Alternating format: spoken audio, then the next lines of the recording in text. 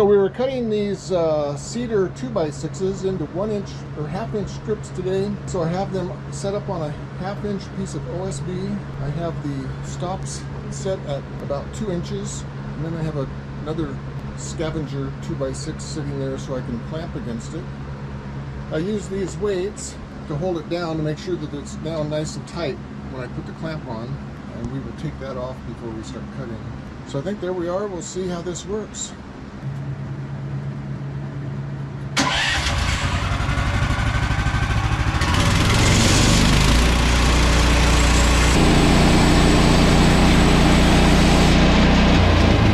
Okay, so Dan, what do you think? You think that's going to be successful? Oh, it's perfect. All right. Man. Pull one of those puppies off of there and let's see what it looks like. A little bit of gunk here, a little water, but I think that'll come off. But that's no big deal. I'm going to paint all these anyway, so. It looks like it's pretty straight. It looks, yeah, I mean, it looks, yeah. All right. If I would have done this on a table saw, it would have been, well, I might have lost another finger. Have you lost a finger? No, I almost did. Oh boy. My dad lost this finger here, about half of it. See, I got it right here. It just went, you know, it just pulled me back in, you know. Oh. And I was stupid. I wasn't using a pusher. You know, I'm like all the guys though. What kind of saw do you have? I just have a table saw, Craftsman table saw. You know, yeah. That's when I went out and got the a bandsaw, you know, rigid bandsaw, and then I used it for a long time. But, too much work for this old guy, you know, anymore. So, and I don't do it as much anymore.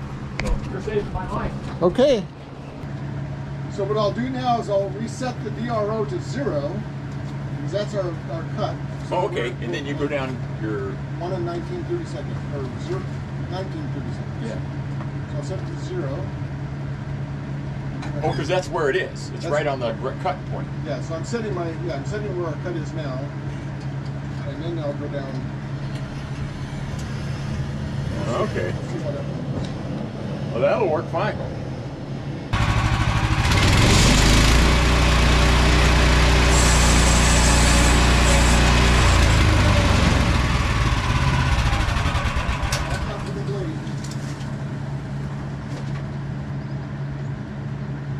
Yep, that's good.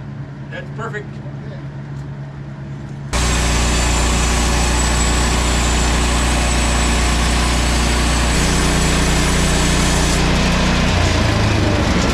mean, one of the positives is cedar, so it's easy to cut. And there's not a bunch of knots in it. Right. And I'm going exceptionally slow. I don't usually go that slow. But I don't want the blade. I don't want the blade to start wandering. Yeah. Well, anyway, appreciate it. This is great.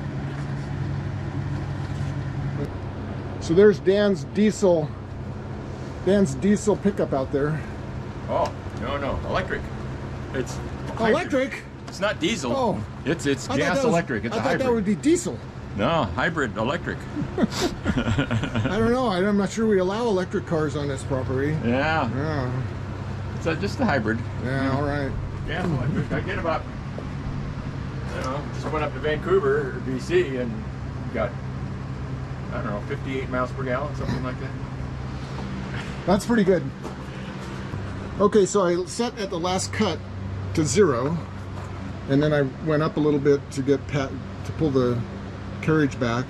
Now I'm going to go back down to 19 minus 19/30 seconds.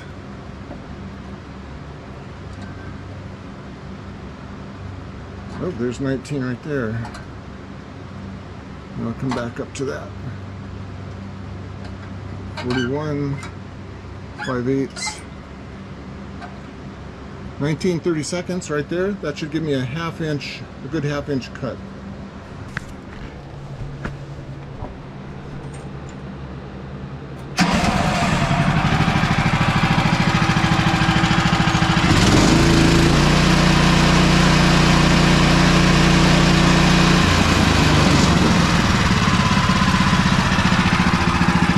All right, got those little staples out of there. Not sure if they would build a blade or not, but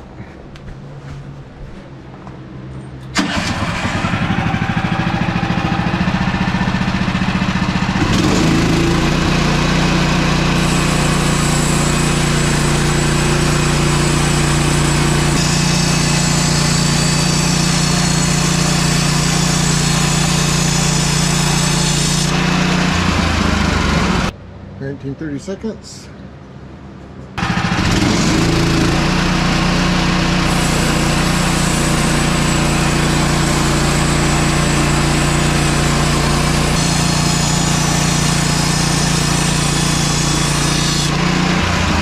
And then at the end of the cut, I always go 0. I zero this out. So that shows me where my cut was. Then I'm going to go up,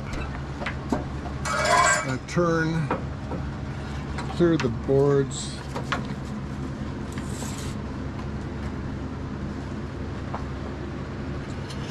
Come back. I see here that I'm at about 3.5 inches now. I have the log stop set at 2, so I should be able to get a couple more cuts here.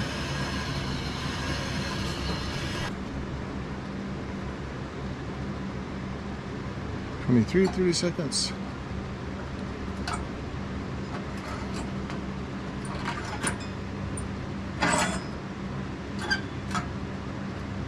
(19, 30 seconds). There we go.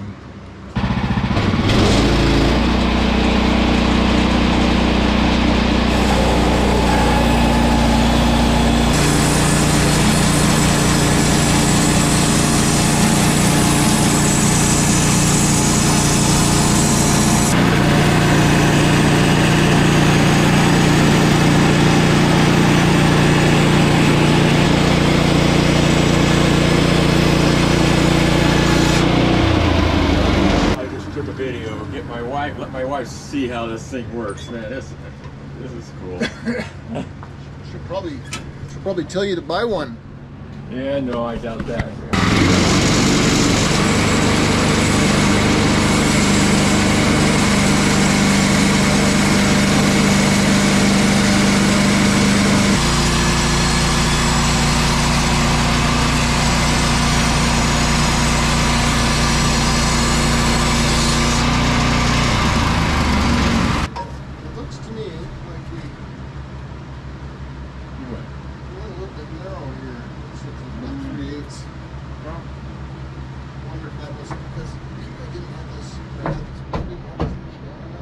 Never be noticed. Okay. Yeah, because I think what's happening, I think that this is bowing up just a little bit now. Oh. So you can see a little bit of a gap here. Yeah, could be. I'm not quite sure why. Okay, so we're down to the last bit here, trying to figure out how to get the last bit out of these cedar 2x6s. So what we've done is essentially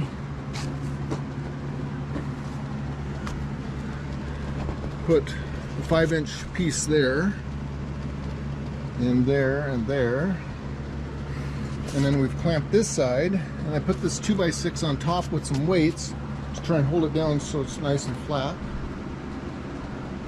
We'll see if we have a disaster. So this is, I'm learning a lot here, so. Can't you do both cuts now? Do 2 more cuts without removing the top you just cut off? I can probably try. That way you don't have to take everything. Yeah. It's not going to hurt the top piece. You just go down. Yeah, let's try it.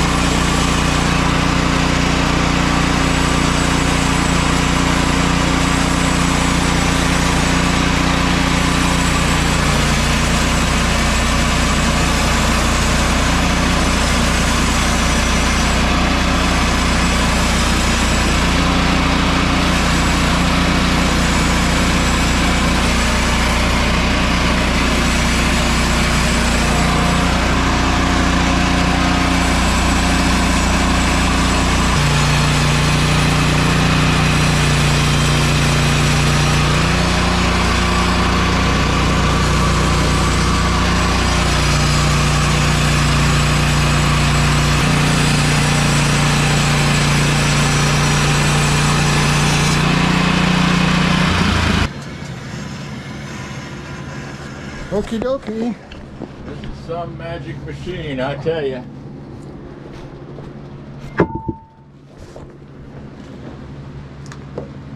Well, I'm glad because I learned a lot.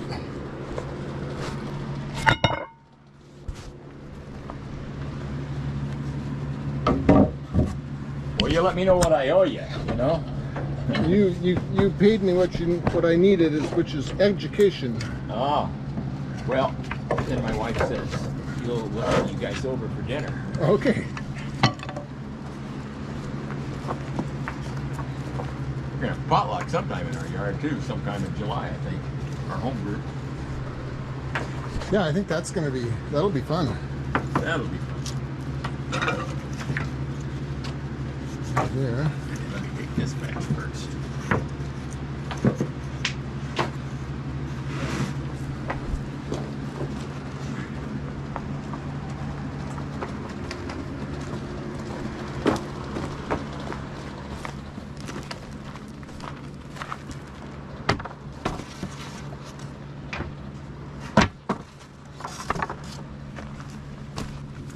That's great. Oh, actually, these pieces, I know where I'll use them. Actually, okay. Just this size, it'll be better than what I've got.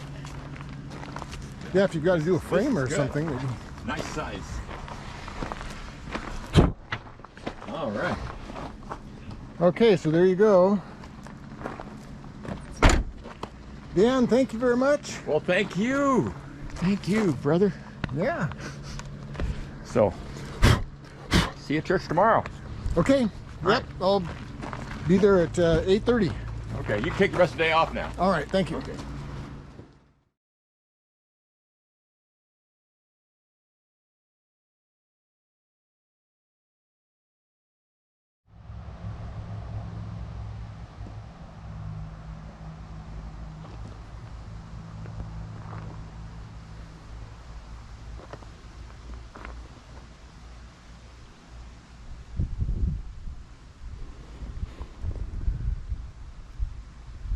Okay, we got the front of the roof at least on there. I think it's pretty straight. Pull the string 1.5 inches out and line it up with the string. I think we're pretty straight. So there we go, nice green roof. Now we just have to do the back. Yeah, well, like I said, this outfit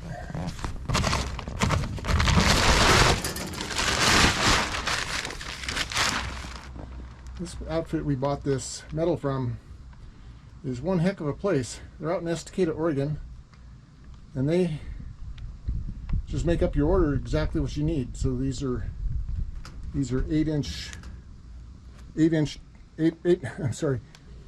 foot 2 inches panels that are going to go on the back, and those were 26-inch panels that we went up. They're up on the front there, and they have all the accessories: the ridge metal, the eave metal, gable metal. Although I'm not going to use gable metal, I'm just going to I'm letting it hang over wild like that. It's just a sawmill shed. So there you go, making progress. Well, it's Saturday afternoon, 4:30. I think time for going in, getting a cold glass of water. It's going to be hot on the 4th of July coming up. It's supposed to be close to 100 here in Portland. So I'm not sure how much work's going to get done outside that day. But Monday, I think we can get something done. We may get that roof done on Monday. So thank you for joining us on our sawmill shed build journey. Thanks for coming along. If you enjoyed the video, if you got anything of value out of it, please hit the like button and subscribe if you haven't already subscribed. Thanks a lot for coming along, and we'll see you later.